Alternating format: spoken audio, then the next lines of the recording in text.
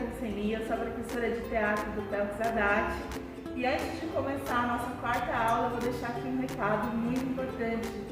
Não deixem de usar as máscaras, ainda não acabou a pandemia, então vamos se cuidar, vamos cuidar do outro e usar a máscara, tá certo? E agora, bora para a nossa quarta aula.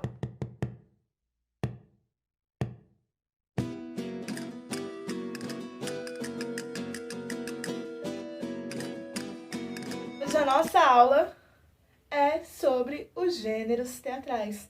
Parece complexo, mas na verdade vocês vão ver que é muito divertido, tá certo?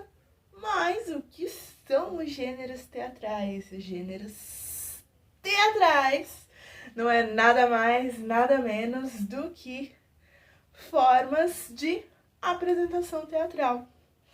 E vai ser sempre marcado por questões e pontos de vista de cultura e de cada época. As novas formas de teatro, elas vão surgindo e elas vão se misturando umas nas outras. A gente sabe que surgiu na Grécia, não é mesmo?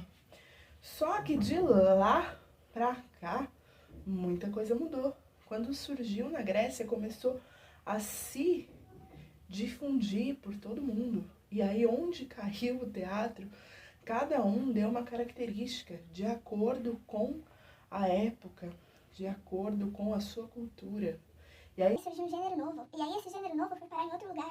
E aí nesse outro lugar deu uma nova característica para esse novo gênero que já tinha nascido. E aí assim surgiu os gêneros teatrais. Como a gente tem hoje. A gente vai falar de alguns aqui hoje. Hoje eu só vou apresentá-los. E nas próximas aulas, durante o curso, a gente vai conhecer profundamente cada um deles, tá certo? E antes de falar sobre cada gênero teatral, eu vou explicar aqui rapidinho para vocês sobre o gênero literário. Perceba, gênero teatral e gênero literário dramático. Porque o gênero literário dramático é o qual vai com a gente durante toda a nossa trajetória com os textos dramatúrgicos, independente do gênero teatral. E aí, o que é o gênero literário dramático? A gente sabe que o teatro nasceu na Grécia. Então, o texto literário dramático também nasceu na Grécia. E aí, o que significa o termo dramático?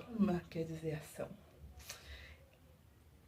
E aí, significa todas as ações vividas pelas personagens num determinado espaço-tempo. O enredo teatral, ele é sempre limitado, conciso e guarda isso, gente, não tem um narrador, tá? Quando aparece um narrador é numa outra situação, que a gente já trabalhou isso em sala de ensaio, tá? Então guarda essa informação que ela é bastante importante. Tudo é dito e é compreendido através das falas e das ações e dos gestos dos personagens. E o Aristóteles, a gente já falou dele, ele diz que esse gênero dramático, esse gênero literário, tá? Quando ele tá falando isso, ele apresenta 3 unidades. A unidade A, ação, B, tempo e C, espaço. E tudo isso é limitado pelo palco. Esses 3 recursos básicos, eles são complementados por iluminação, sonoplastia, tá?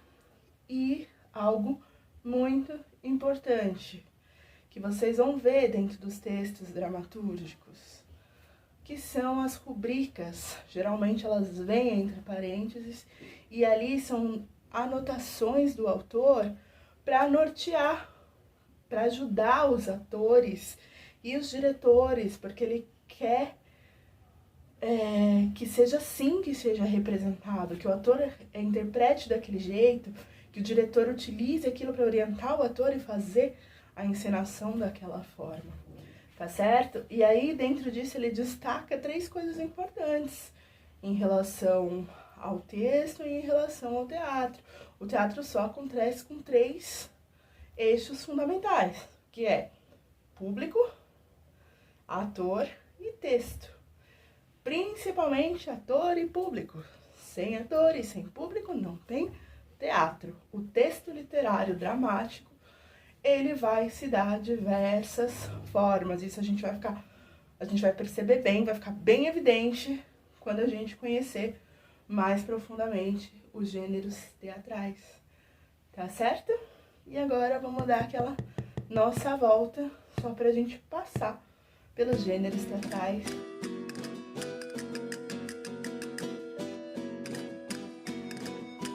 E logo mais nós vamos conhecê-los profundamente. E aí você pode até dizer qual que é o seu favorito. Eu tenho alguns que eu gosto mais. Mas eu vou deixar aqui vou fazer um adendo. Hoje em dia os espetáculos, eles são mais complexos. E eles são bastante híbridos, então eles não são compostos de um gênero só. Então você vai assistir um espetáculo, ele tem um pouco de comédia, ele tem um pouco de drama, ele tem um pouco de farsa. Enfim, também está relacionado à linguagem de cada um, à cultura local e até mesmo à época que nós estamos vivendo. Tá certo, meus amores? Um beijo e até a próxima.